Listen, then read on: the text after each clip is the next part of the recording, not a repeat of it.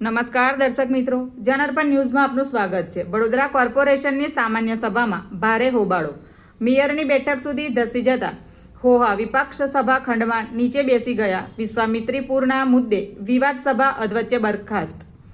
વડોદરા મહાનગરપાલિકાની આજે મળેલી સામાન્ય સભા ભારે હોબાળા વચ્ચે અધવચ્ચે બંધ કરવી પડી હતી।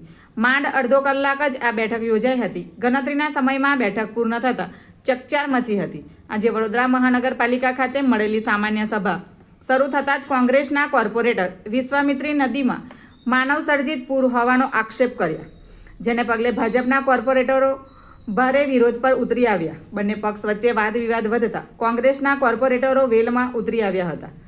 ઉદ્ભવેલી અરાજક સ્થિતિ વચ્ચે મેયર તમામ દરખાસ્તો પર તાત્કાલિક મતદાન કરાવ્યું અને બહુમતીથી દરખાસ્તો મંજૂર કરાવ્યા પછી બેઠકને બરખાસ્ત કરી દેવામાં આવી હતી। આ ઘટનાથી નારાજ થયેલા કોંગ્રેસ કોર્પોરેટર મેયરની કાર્યપદ્ધતિ સામે ગુસ્સો વ્યક્ત કર્યો હતો અને આક્ષેપો કર્યા હતા। સ્થાનિક સ્વરાજ્યની આ મહત્વપૂર્ણ બેઠક રાજકીય ટકરાવ વચ્ચે ઘસાઈ ગઈ અને ઘણા મહત્વના મુદ્દાઓ ચર્ચા વિહીન રહી ગયા। હાલ મોન્સૂન સિઝન આવી ચૂકી છે, તેમ છતાં પણ આજની બેઠક મુલતવી રહી ગઈ।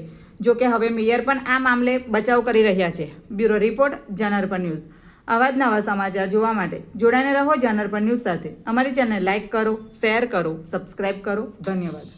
સ્થાનિકો તો વિરોધ કરે છે, ત્યાંના ભાજપના વોર્ડના ઉપાધ્યક્ષ જાતે વિરોધ કરી રહ્યા છે કે કંપનીને આ રોડ પધરાવવામાં આવી રહ્યા છે, છતાંય ત્યાંથી આ વોટિંગ કરીને આ કામ મંજૂર થયું છે। એટલે જે વડોદરા મહાનગરપાલિકામાં જે સામાન્ય સભામાં જે પ્રક્રિયાથી કામો લેવામાં આવતા હોય છે, આ કામો ઉપર ચર્ચા વિચારણા કરવામાં આવતી હોય છે।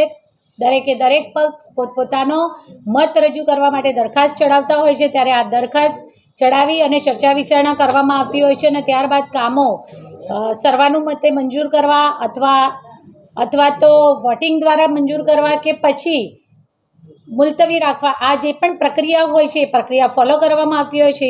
એ પ્રમાણે આ પ્રક્રિયા ફોલો કરવામાં આવી છે। એટલે નાગરિકો ખોટા છે ને ત્યાંના ભાજપના વોર્ડના ઉપપ્રમુખ બી ખોટા છે। માણેજા ગામના લોકો વિરોધ કરી રહ્યા છે કે આ રોડ પધરાવવામાં આવી રહ્યો છે।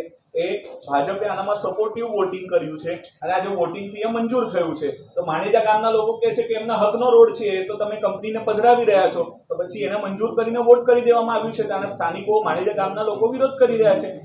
મેં કહ્યું તેમ કે વડોદરા મહાનગરપાલિકાના સર સયાજીરાવ સભાગૃહમાં બેસતા પ્રત્યેક પક્ષ પોતપોતાનો મત દરેક સયાજીરાવ સભાગૃહમાં બેસતા ઓલ 76 કાઉન્સિલર પોતપોતાના વિસ્તારનું પ્રતિનિધિત્વ કરતા પોતાના વિચાર, પોતાના મત અને જે પણ પોતાનો અભિપ્રાય છે તે દરખાસ્ત દ્વારા રજૂ કરતા હોય છે અને આ દરખાસ્ત ચડાવવાની, સભામાં લાવવાની અને એની જે પૂર્ણ પ્રક્રિયા હોય છે, અત્યાર સુધી વડોદરા મહાનગરપાલિકામાં જે પ્રક્રિયાથી સભાનું સંચાલન કરવામાં આવતું હોય છે તે જ પ્રક્રિયા પ્રમાણે આ સંચાલન કરવામાં આવ્યું છે।